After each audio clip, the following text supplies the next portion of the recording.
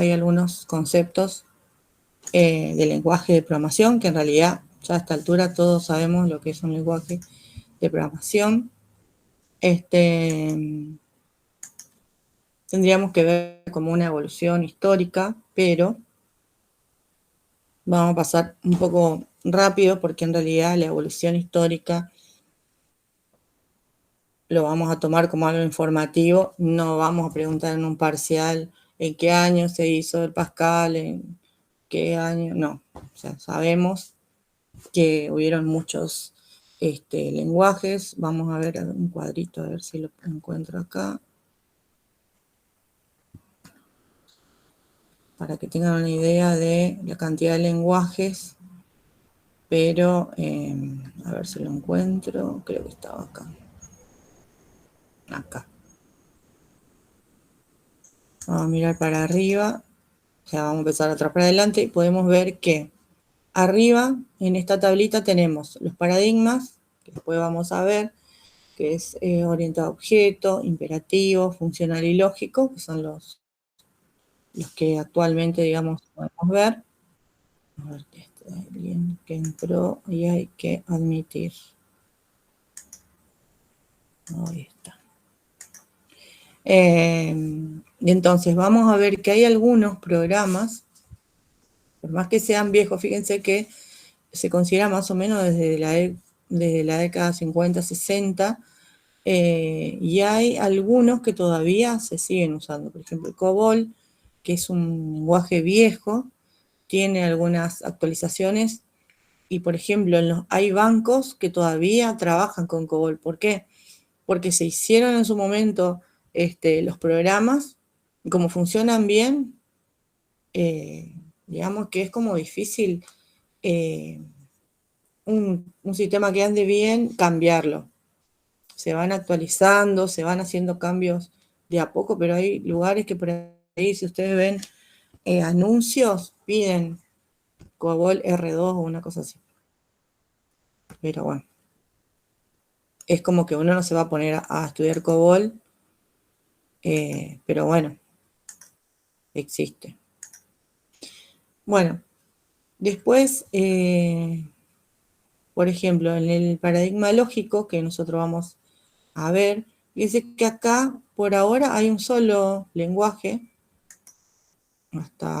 esto se hizo hasta 2010, este cuadro, hay un solo lenguaje en esta columna que es Prolog, y que nosotros lo vamos a ver, vamos a hacer el trabajo con Prolog.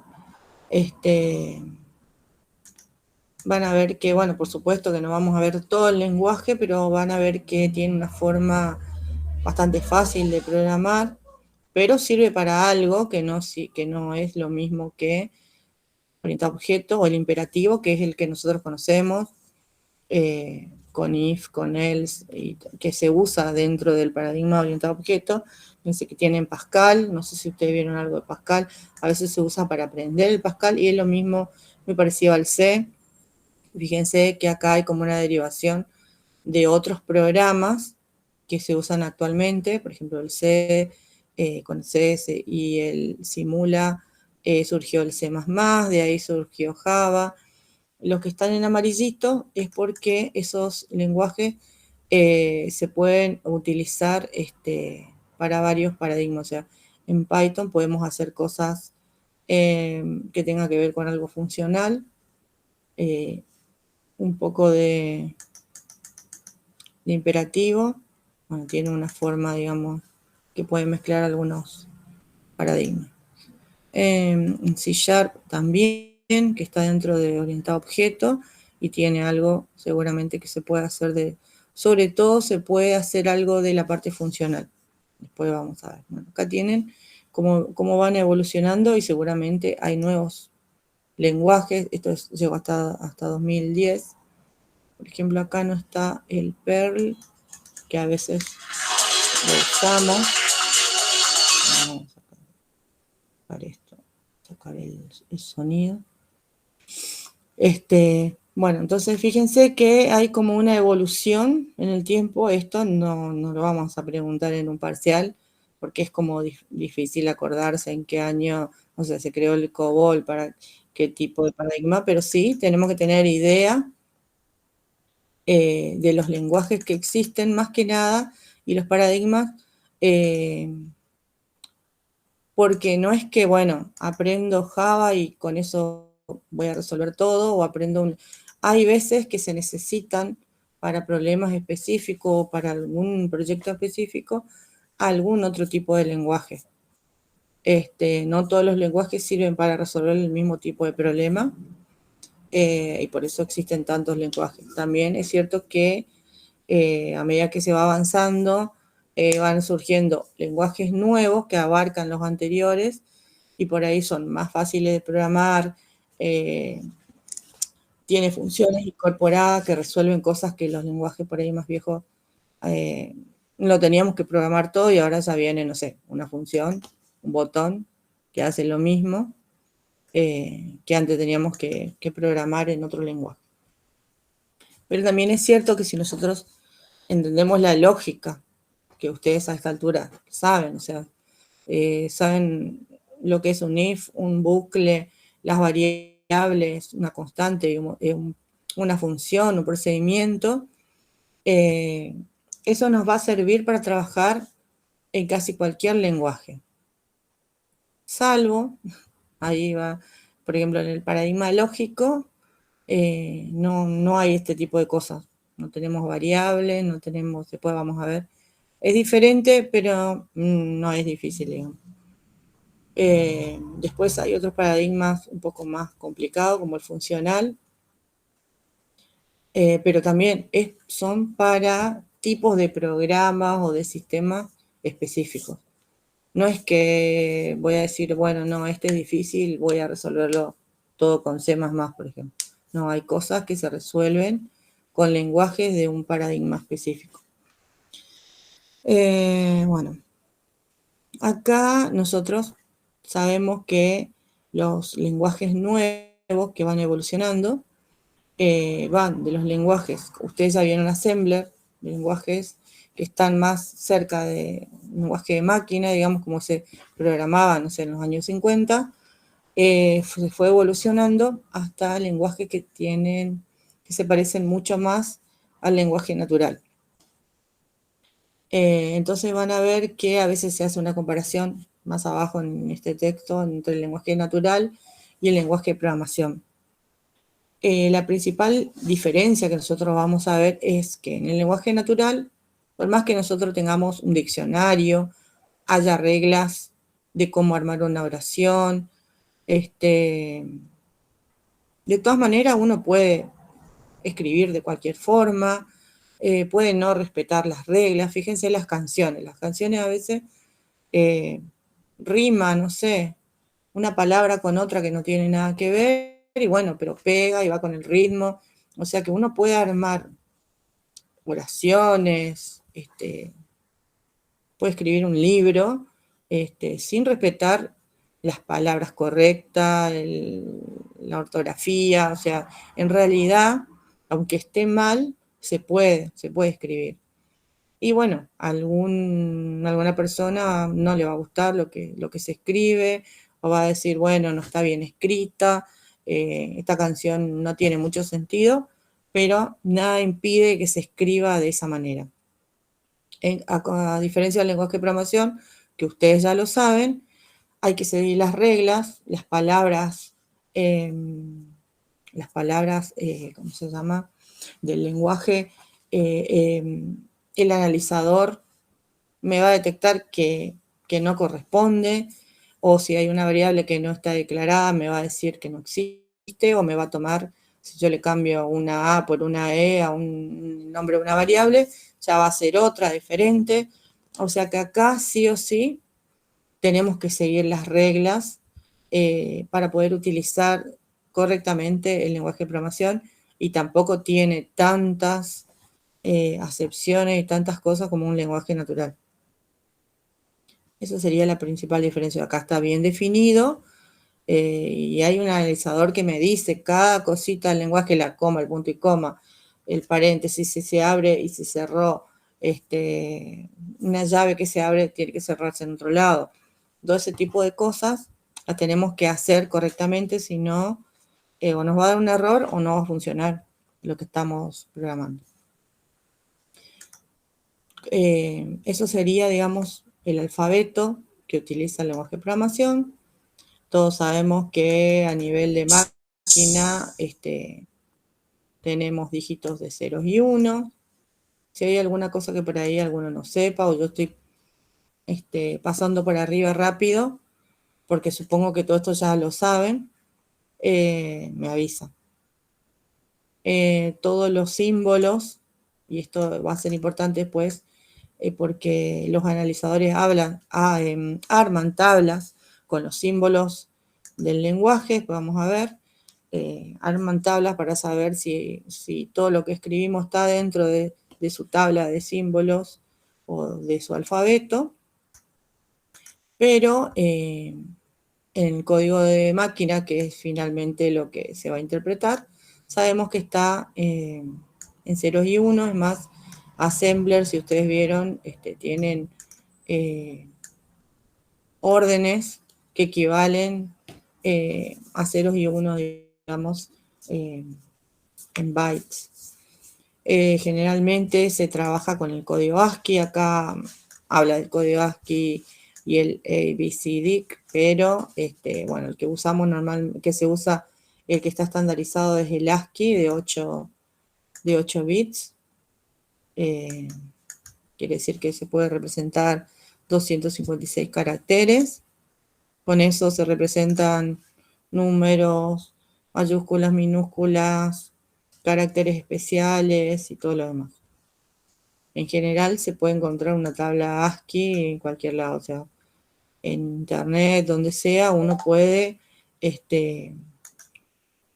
buscar la tabla y saber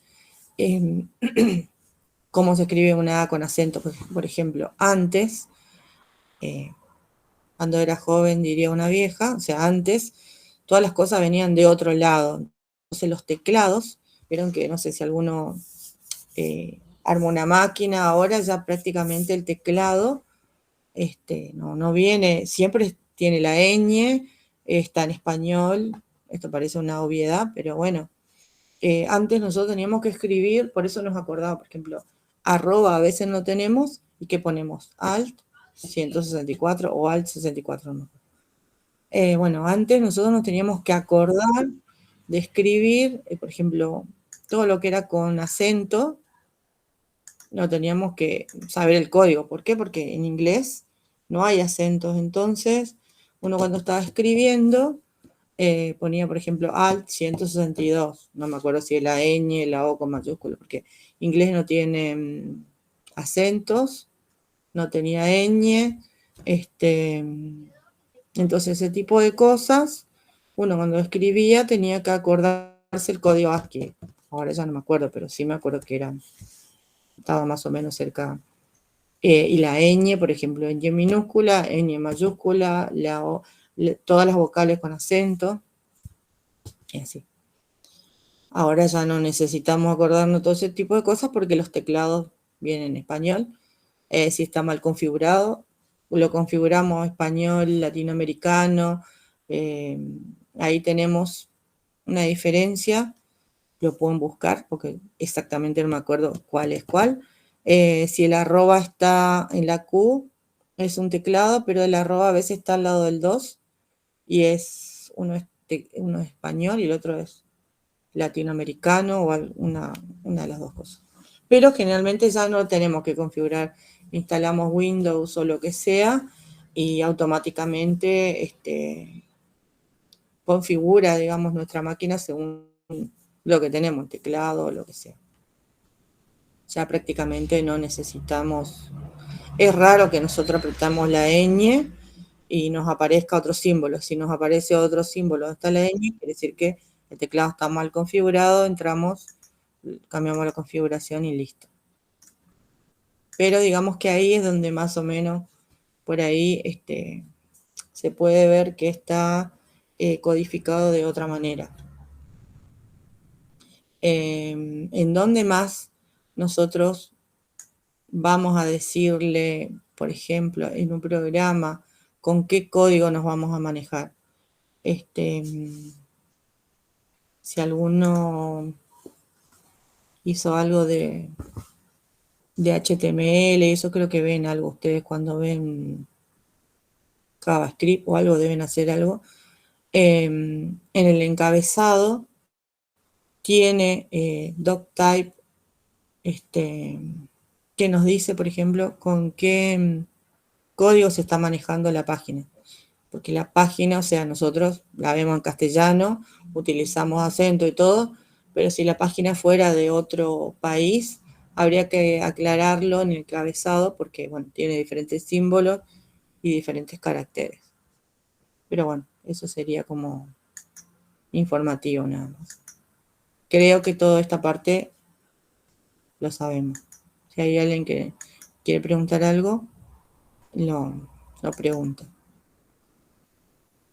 Bueno, acá nos habla de que el lenguaje de programación, así como el lenguaje humano, tiene una gramática o sintaxis, que después vamos a ver qué es cada cosa, y un significado, que es la semántica. Tiene diferentes reglas que se pueden combinar, así como cualquier lenguaje. Ya dijimos cuál sería la diferencia, digamos, nosotros podemos escribir la frase como sea y bueno, igual se puede leer, aunque no se entienda, nadie nos va a decir, bueno, sí, alguien le puede decir que está mal escrito, pero bueno, lo pueden dejar igual, no pasa nada. A ver, dice, los lenguajes tienen menos combinaciones que los lenguajes naturales, eso ya lo vimos.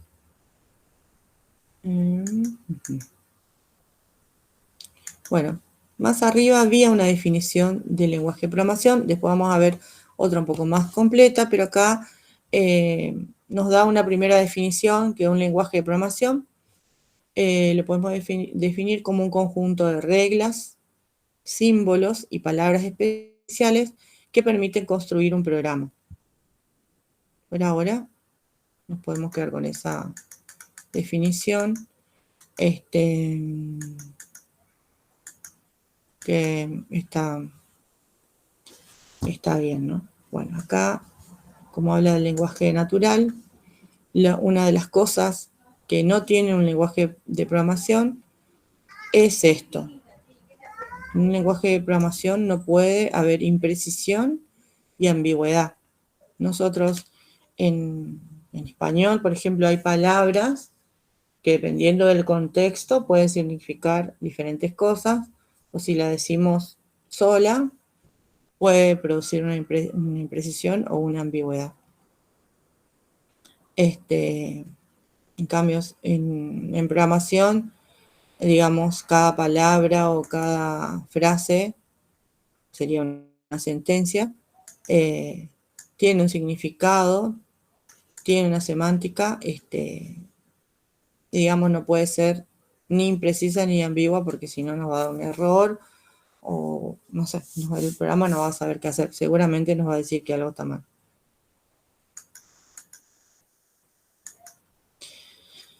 Bueno, acá esto es un poco también que ya lo sabemos, que los lenguajes de programación ocupan una posición intermedia entre los lenguajes naturales de los humanos y los lenguajes de máquina.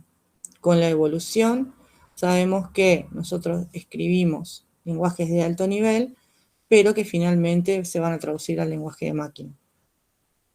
Se acercan cada vez más al lenguaje natural.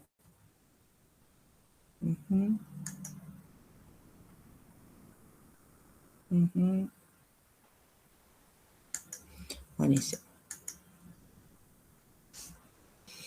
Bueno, ¿alguna pregunta, alguna cosa? ¿Alguien ya se durmió? Profe, ¿el PDF lo va a subir después? Sí, lo tengo Ah, ya dale, subido y lo tengo que habilitar nada más. dale, dale. Sí. Estoy mirando para ver alguna cosa que sea importante. Ustedes pueden subrayar o lo que sea.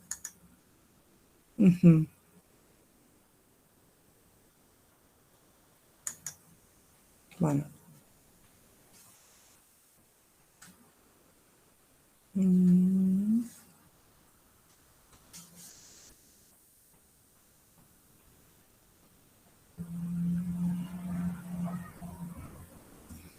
Bueno, esto del lenguaje natural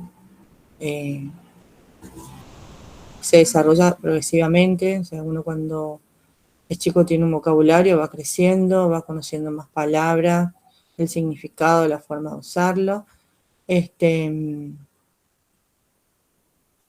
Pero lo que tiene es que a veces tiene diferentes significados, cosa que no tiene la parte de programación. Y hay como una dificultad de hacer una formalización completa. O sea, el lenguaje de programación no hay ninguna duda de cómo es el lenguaje y de lo que se puede usar o no, y si una sentencia, que sería una frase en lenguaje natural, está bien escrita o no. Esto es como imposible en el lenguaje natural porque ya dijimos que a veces hay modas, hay cosas, modismos, inclusive, no sé si hay gente acá de diferentes provincias, diferentes países, por más que todos leemos castellano o español, no le decimos a las cosas de la misma forma.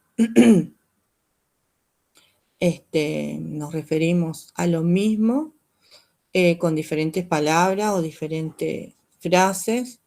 Inclusive a veces vamos a otro lado y no entendemos qué quiere decir, bueno, hasta que estamos un tiempo y bueno, nos damos cuenta que capaz, no sé, al colectivo le dicen de otra forma, a la plata le dicen diferente, no sé, por decir cualquier cosa. Pero digamos que por eso hay como una dificultad de la formalización completa. Por más que sea español, no nos entendemos a veces argentinos, chilenos, uruguayos, o sea, hablamos españoles de España, digamos, por más que sea el mismo idioma, a veces no se entiende porque decimos diferentes cosas para lo mismo. Bueno. Bueno, acá vuelve a dar otra definición. Profe, una pregunta. ¿En qué Sí. parte del campus está esto? Porque acabo de regresar del campus y no está. No, todavía no está habilitado. Ah, está.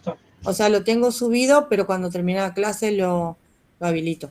Está bien. Otra definición, o sea, se van agregando, se van complementando las definiciones de lenguaje de programación. Consiste en un conjunto de órdenes o comandos que describen el proceso deseado. Cada lenguaje tiene sus instrucciones y enunciados verbales propios que se combinan para formar programas para computador. Bueno, esto sabemos que no son aplicaciones, sino herramientas para construir aplicaciones o programas.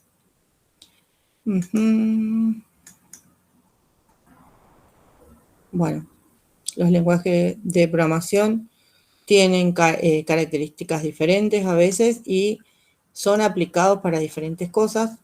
Hablamos un poco de los diferentes paradigmas. Justamente a veces no es que un lenguaje de programación es mejor que otro, sino que están pensados para hacer diferentes cosas.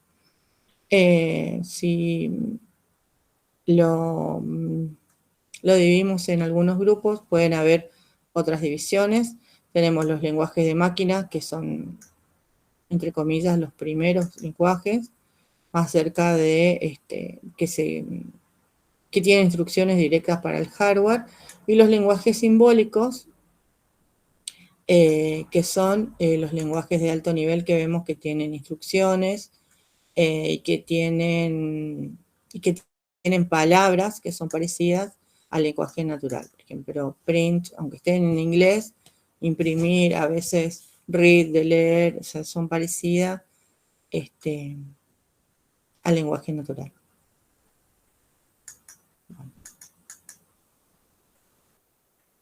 Hay alguien más que o no sé si lo saca y después lo vuelve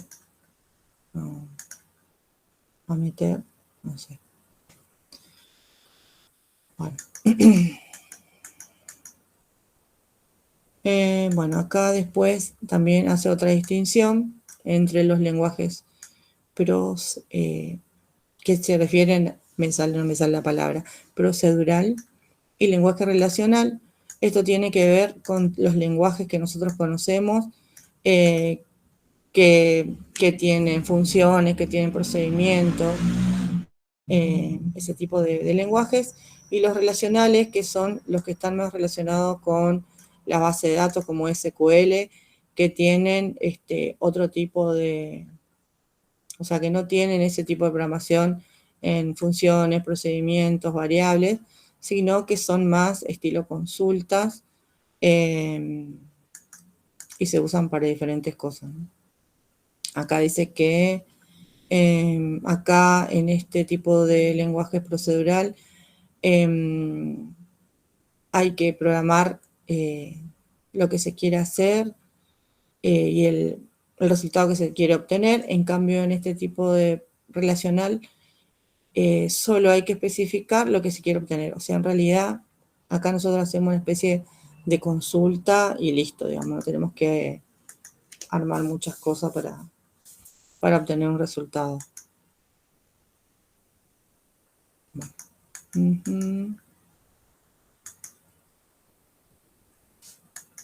Bueno, acá dice que los programas escritos en lenguaje simbólico se denominan programas fuente, y los programas que no son directamente ejecutables, bueno, estos necesitan una traducción del código a código de máquina, y una vez que se traduce, esto se transforma en un programa objeto. O sea, el programa objeto es el que se ejecuta. Esta traducción se hace a través de ensambladores, compiladores o intérpretes, que es lo que vamos a ver más adelante en la próxima clase. Qué diferencia hay y qué hace cada uno, digamos. O hay algunos lenguajes que son interpretados y otros que son compilados, digamos. A los lenguajes que de forma genérica se le denomina procesadores de lenguaje. Bueno, a estos intérpretes o compiladores se les llama procesador de lenguaje. Eso no es muy importante, pero sí que a los lenguajes simbólicos hay que traducirlos. Este programa se llama programa fuente. Una vez traducidos, se transforman en programa objetos. Generalmente es así. Y ese es el que se ejecuta. Buenísimo. Bueno, acá hace otra clasificación. Lenguajes de primera generación, segunda y tercera y cuarta generación. Bueno, los de primera generación son los ensambladores, los lenguajes de máquina son los lenguajes de primera generación, los ensambladores son lenguajes de segunda generación, los simbólicos de alto nivel, de tipo procedural, se denominan de tercera generación, y los relacionales se consideran de cuarta generación. Es una pequeña clasificación. Acá nombra algunos lenguajes de tercera generación, que son los lenguajes que usamos para programar. Y estos, aparte, se llaman de tipo universal. ¿Por qué? Porque yo hago un programa vamos a poner acá, a ver, alguno que esté más o menos, Pascal, vamos a poner, que se parece al C, y si yo lo puedo ejecutar en cualquier máquina. En cambio, los lenguajes de cuarta generación no son tan universales, y están asociados a algunos sistemas operativos o depende del sistema de almacenamiento. Ustedes saben que estos se utilizan con bases de datos, así que si bien el SQL, digamos, se estandarizó, tenemos diferentes versiones y no todos los comandos funcionan para todas las bases de datos, y dependiendo de la base de datos o el programa que lo esté utilizando. Hay veces que por ahí hay cosas que no... Hay cosas estándares que funcionan para todo, pero después hay adaptaciones según el programa, digamos, tiene su propio comando. Eso sería la diferencia. Pero hay esa cosa que no puedo apagarla. No sé si lo bajé el volumen y todo, pero no sé que estoy en clase. Bueno, eso sería como una diferencia entre los lenguajes de tercera y cuarta generación. Esto todo. Bueno. Pues a ver, algo más que sea importante. Bueno.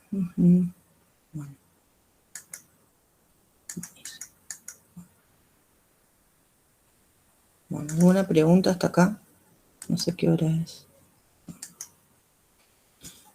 Bueno, vamos a, antes de ver esta clasificación de paradigmas, esperen un segundito que voy a mirar. Bueno, esto sería como una primer aproximación, digamos, a los paradigmas, como una definición nada más. Después vamos a ver las características de cada uno por separado. Hay algunos que los conocemos, que son los imperativos, por ejemplo. Por ejemplo, el C, ustedes usaron seguramente PCInt o C probablemente. Son los programas secuenciales, son los programas que utilizan todo lo que ya sabemos, variables, bucles, if, ese tipo de cosas tiene que ver con el paradigma imperativo. Vamos a leer un poco acá, dice, existen diversos lenguajes y paradigmas que se han diseñado para facilitar la tarea de la programación en diferentes ámbitos. Por ejemplo, la orientada a objeto es un paradigma dirigido al mejoramiento de la calidad de software por medio, bueno, como la corrección, robustez, extensibilidad, compatibilidad. O sea, en realidad la programación orientada a objeto es un mejoramiento de lo que antes solo era el paradigma imperativo. Fíjense que el C, que es un lenguaje que después evolucionó a C++, se transformó en orientado a objeto. De acá surgieron Java y otros lenguajes.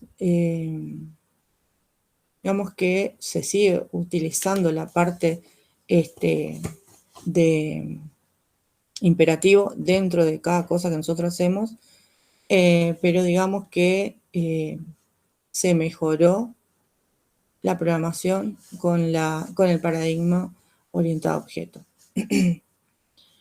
Fíjense que ustedes que ya hicieron programas en Java, saben que tiene, digamos, es más extensible, es más escalable, es más robusto, al estar separado en funciones, no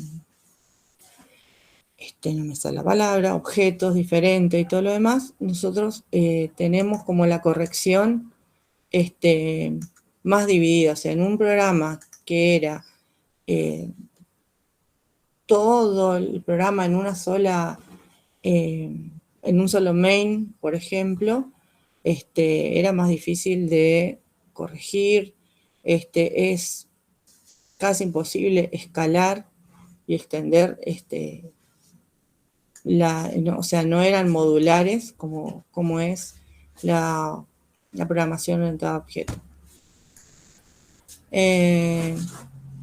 La reusabilidad del software también es importante, que se logra con estos módulos, con estas funciones de la programación orientada a objetos. Bueno,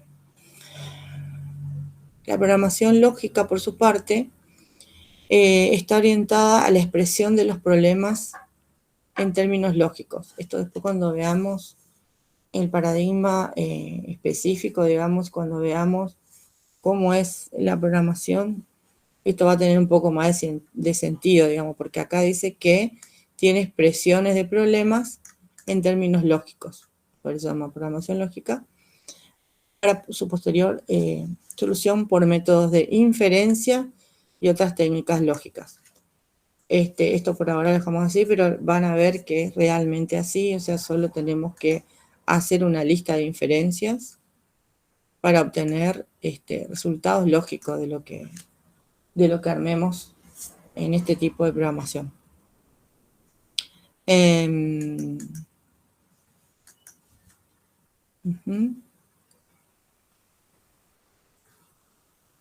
Bueno, acá dice que cada paradigma es implementado a través de diferentes lenguajes. Nosotros acá en este dibujito, por ejemplo, vemos que la parte lógica tenemos Prolog, que es el que vamos acá el que vamos a ver. Dentro del funcional tenemos estos programas. Probablemente podamos ver algo de Haskell, pero no sé, porque es bastante complicado, pero vamos a ver cómo es, más o menos cómo funciona, pero lo más probable es que no hagamos un programita en esto, pero bueno, lo vamos a ver cómo funciona.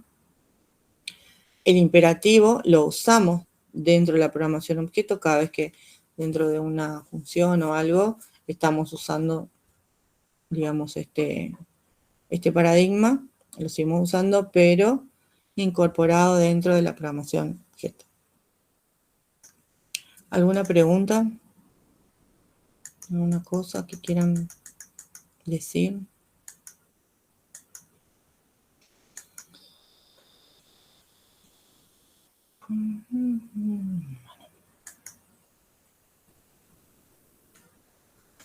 Bueno, acá tenemos algunas. Bueno,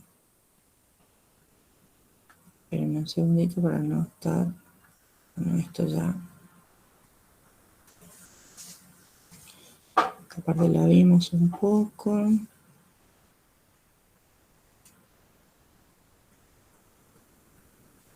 Bueno, alguno trabaja en la universidad o hace algo de investigación dentro de la programación. No escriban en el chat porque acá no se ve. Hablen. Porque en la parte de programación, lo que tiene que ver con investigación, que acá abajo, por ejemplo, dice razones de estudio de lenguajes de programación, ¿no? Es para hablar un poco de esto. Los lenguajes de programación van evolucionando, ¿no? Y fíjense que acá se describen razones para el estudio de los lenguajes de programación. Dice, por ejemplo, mejorar la habilidad para desarrollar algoritmos eficaces, mejorar el uso del lenguaje de programación disponible, enriquecer su vocabulario de construcción útiles de programación y permite una mejor selección de lenguajes, hace más fácil el aprendizaje de un nuevo lenguaje. Nosotros ya sabemos alguno, probablemente los nuevos lenguajes, salvo que sean de un paradigma totalmente diferente, nos va a servir todo lo que aprendimos y vamos a aprender algo nuevo. En la parte de investigación de programación, lo que se hace es justamente ir mejorando y desarrollando cosas nuevas dentro de los lenguajes. Vieron que cada tanto hay como una actualización de algunas cosas. No sé, el Visual, por ejemplo, había Visual 3, Visual 5, o sea, hay un montón, hablo de de un lenguaje, ¿no? Hay como una evolución del mismo lenguaje, a veces hay versiones nuevas, y eso tiene que ver con la parte de investigación. O sea, los investigadores de programación se van fijando que, por ejemplo, hay muchos que tienen que programar una rutina y esa rutina se usa mucho y muchos programan una parte y entonces los que hacen investigación lo que hacen es mejorar eso que todo el mundo tiene que programar y capaz que lo arma y lo pone en una función nueva. Digo cualquier cosa, antes teníamos que programar, supónganse, cómo se suman dos números y después de esa investigación surgió una función que ya tiene incorporada y ahora ponemos sumar A más B y ya está. O sea, se inventó, vamos a poner, la función sumar. Bueno, eso es lo que hace, digamos, la parte de investigación de programación. O sea, el usar los lenguajes, usar mucho, tener mucha experiencia, hace que en algún momento alguien diga, bueno, esto lo estamos haciendo repetitivamente, y esto se lo puede hacer de la manera más eficaz y directamente ya se transforma a veces en una función nueva de ese lenguaje. Pero bueno, esto tiene que ver más que nada, esto no es que no sea importante, pero son cosas que ya las sabemos, digamos, qué es lo que hace que nosotros, en qué mejora aprender un lenguaje de programación.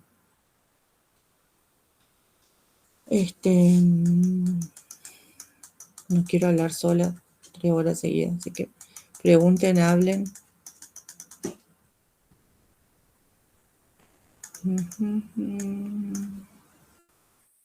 ¿Hay alguien ahí? Por mi parte, todo bien, profe. Ah, bueno. Hay alguien que está despierto todavía. No, estamos. Es temprano para quedar dormido. Es lo que pasa, bueno, es primer clase, introducción, es como un tema muy, a veces abstracto, aunque todos tengamos idea de esto, es como que, bueno, es así la materia que vamos a hacer. Después vamos a hacer algunas cosas un poco más prácticas y todo, pero bueno, hay partes que son así. Profe, ¿el examen va a ser como a desarrollar preguntas? Sí, no, en realidad no, ¿por qué?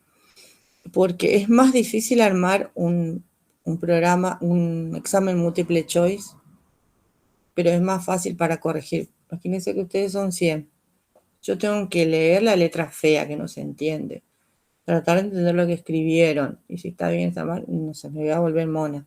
Así que no, generalmente tienen toda una parte que pueden tener opciones, opciones múltiples, opciones únicas, y también ejercicios. Los ejercicios sí los van a hacer con lo que veamos más adelante para resolver algunas cosas, pero no, digamos que ahí mirando se entiende, o sea, se resuelve rápido y para corregir también es rápido.